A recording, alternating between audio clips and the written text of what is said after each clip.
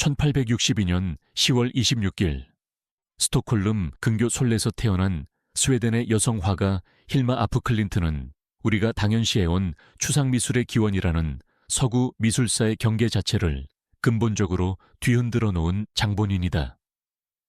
해군 장교 아버지에게서 물려받은 듯한 지성적이며 과학적 분위기, 그리고 어린 시절부터 몰두했던 자연, 식물학, 수학에 대한 관심은 단순한 취미가 아니었다. 이는 훗날 그녀 내부에서 터져나올 영적 성숙을 위한 정교한 인식 도구들의 바탕이었다. 스톡홀름 기술학교와 왕립미술 아카데미에서 초상화, 풍경화, 식물 삽화 같은 보이는 것을 충실히 재현하는 전통적 회화를 숙련했다는 사실은 역설적으로 중요하다. 그녀는 그 완벽히 정립된 재현의 문법을 완전히 부수기 위해 오히려 그 문법을 먼저 체화해야 했던 고독한 혁명가였기 때문이다. 그녀의 작품 세계는 19세기 말 유럽 전역을 휩쓴 신비주의적 공기를 호흡하는 것과 같다. 그녀가 예술에 접목한 것은 단순히 영매술적 흥미가 아니라 세계를 바라보는 새로운 우주론적 틀이었다. 특히 4명의 친구와 결성한 비밀 모임이 중요하다. 그들이 행한 미디엄쉽과 통신 세션의 기록, 그리고 높은 마스터들과의 교류를 통해 회화의 출발점을 설정했다는 사실은 충격적이다. 이는 예술적 행위를 자아의 표현에서 영적 존재가 인간의 손을 빌려 남긴 기록으로 전환시키는 단호한 선언이었다. 그녀의 붓은 더 이상 화가 본인의 것이 아니었다. 이 지점에서 우리는 칸딘스키나 몬드리안의 고통스러운 추상적 이행과는 질적으로 다른 일종의 영적 강림으로서의 추상화를 목격하게 된다. 힐마 아프 클린트의 존재론적 핵심은 1906년부터 1915년 사이에 제작된 1913점의 대작 연작 사원으로의 그림들에 응축되어 있다. 이 연작은 보이지 않는 것을 시각화하려는 지독한 집착의 결과물이었다. 기하학적 도형, 생물적 형태, 색채, 그리고 복합적인 상징의 구축은 당대 회화가 도달할 수 있었던 지점을 수십 년 앞서 질주했다. 칸딘스키, 몬드리안, 말레비치 등 소위 추상회화의 선구자들보다 앞섰다는 평가는 우리 모두가 짊어진 서구 중심의 미술사적 편향에 대한 가장 준엄한 질문이다. 그럼에도 그녀는 이 대작을 거의 공개하지 않았다.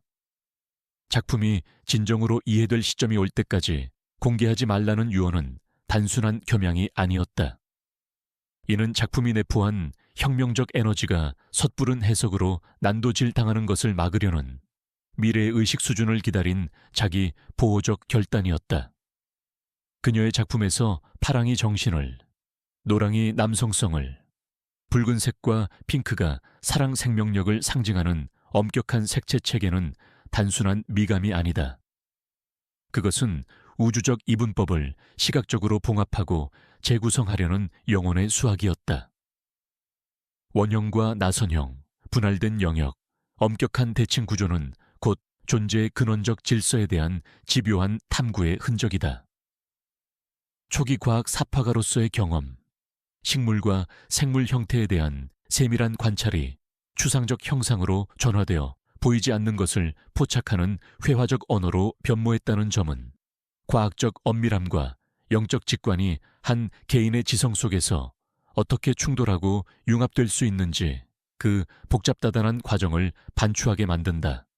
1944년 그녀가 사망한 이후에도 이 작품들은 오랫동안 비공개 상태로 잊혀져 있었고, 비로소 1980년대 중반에야 예술사적 재검토가 시작되었다는 사실은 미술사의 서술 자체가 얼마나 편향되고 지체될 수 있는지에 대한 비극적인 보고서와 같다. 2018년 뉴욕 구겐하임 미술관의 회고전이 일으킨 전 세계적 반향은 그녀가 단순히 여성 작가가 아니라 추상미술의 진정한 선구자로 재평가되어야 할 역사적 당위성이 드디어 관철된 사건이었다. 그녀의 작업은 성과 젠더 구조가 완고했던 미술계에서 여성으로서 독자적인 영성 담론을 구축했다는 의미를 넘어 재현의 전통을 넘어 보이지 않는 것을 시각화하는 가장 과감하고 근원적인 실험을 감행했다는 점에서 현대미술사의 좌표를 수정하게 만드는 결정적인 계기가 된다. 힐마 아프 클린트와 함께 보이지 않는 세계를 탐구한 동시대적 또는 후대적 영혼의 친척들 칸딘스키, 몬드리안, 말레비치, 쿤츠, 마틴, 오키프, 클레 등을 단순히 추상미술이라는 형식적 범주로 묶는 것은 그들의 고뇌에 대한 경솔한 모독이 될 것이다. 그들은 회화를 단순한 재현을 넘어 정신의 기하학을 구축하는 행위로 보았다. 칸딘스키는 신지학적 선언을 통해 색과 선을 영혼의 울림으로 해석하고 음악적 리듬을 시각화했다. 몬드리안은 수직과 수평의 교차 속에서 보편 질서의 조화를 찾았다. 말레비치는 흰 바탕 위에 검은 사각형을 통해 순수 정신의 탄생을 선언했다. 이들은 각자의 방식으로 추상적 초월이라는 동일한 벽을 뚫고 있었던 숙명적인 미술사적 쌍둥이들이었다.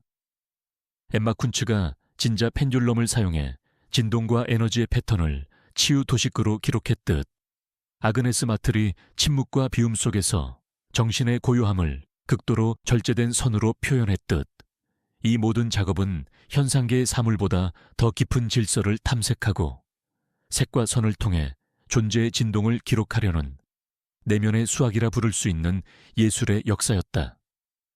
힐마 아프 클린트는 전통적 교육, 과학적 관찰, 그리고 영적 탐구라는 세 갈래의 거대한 파도 속에서 20세기 추상미술의 문턱을 가장 먼저 넘었던 작가다. 그녀의 이름이 오랫동안 뒤편에 머물렀던 비극, 그리고 오늘날 그 의미가 새롭게 확산된다는 사실이야말로 현대미술사가 안고 가야 할 가장 중요하고 고통스러운 이야기다. 그녀가 구축해낸 회화 언어는 단지 시각적 형식의 혁신이 아니다. 그것은 우리가 사는 이 보이지 않는 존재들과의 관계 속의 구조를 사유하게 만드는 필연적이고도 엄숙한 장치다.